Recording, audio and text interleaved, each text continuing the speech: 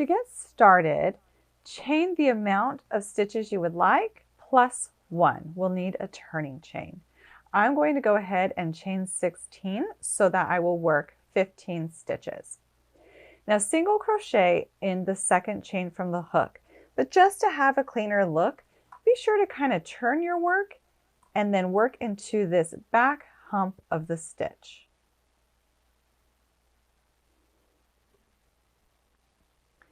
By working in these back humps, it creates a clean starting look. So single crochet, and at the beginning of each row, we will do 1 regular single crochet.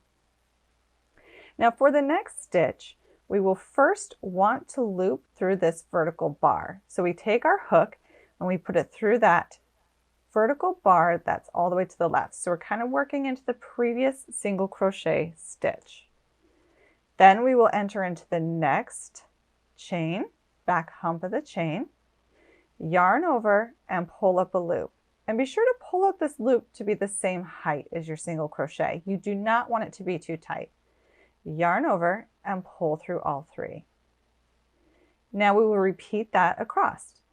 Put your hook into the far left vertical loop, then into the next stitch, yarn over and pull up a loop, yarn over and pull through all of the loops on the hook.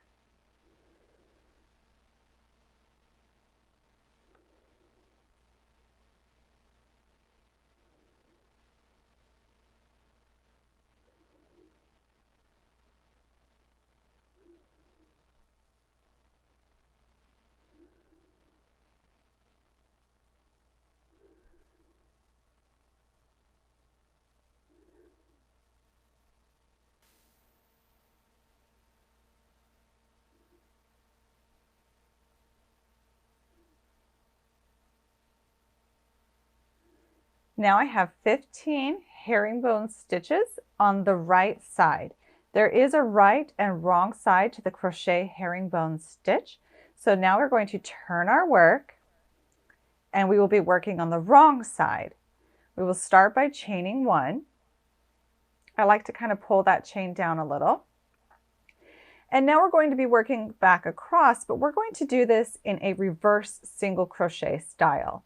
So you'll want to keep your yarn that leads to your yarn ball towards you. You want it closer to you on the front side of what you're working on currently, which is actually the wrong side. Then you're going to want to take your crochet hook and you're going to simply from the back of your work currently, so away from you, come through that first single crochet stitch. This is working in reverse. Yarn over, which I like to hook my yarn this way, and then pull it through. And notice I kind of rotate my hook a little bit to make it a little bit easier. Yarn over and pull through both loops on the hook. That completes the first single crochet of the row, but we're doing it in reverse.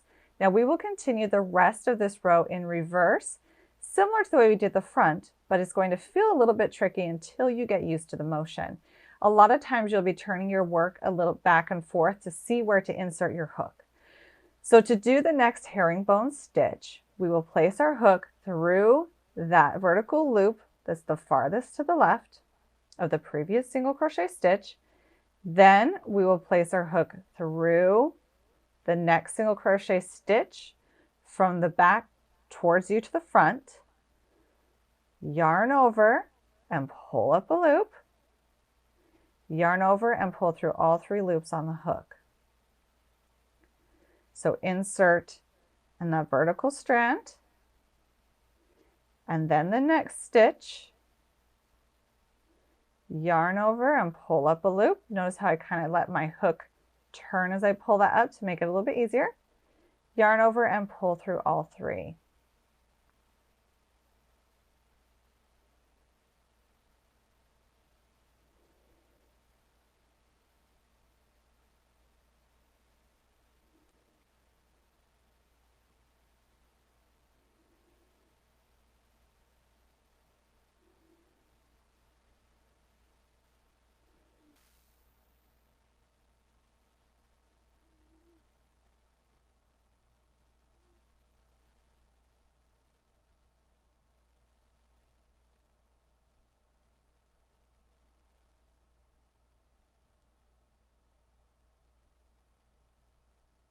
Now that we've done all 15 herringbone stitches in reverse, we will once again turn our work. And we can kind of see how we've got that herringbone look started here. It's really nice and it really mimics the knit version. Now on the right side row, we will chain one, which does not count as a stitch. And then we will repeat what we did on our starting chain row, but we'll be working into the single crochets this time.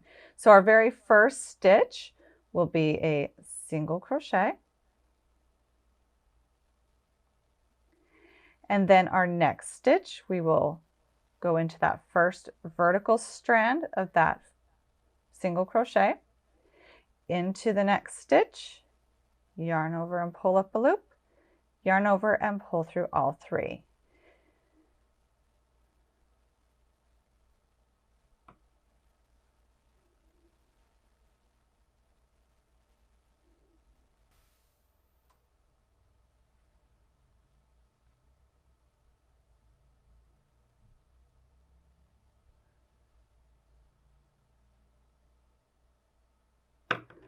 And now I've got another row of herringbone stitch. I really love the way this looks vertically and horizontally. It's a really nice texture, a bit thick and squishy.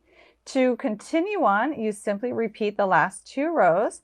On the wrong sides, you'll be working the herringbone and single crochet stitch in reverse. And then on the right sides, you will be working the herringbone and single crochet just as such. It's a really nice, fun stitch to do.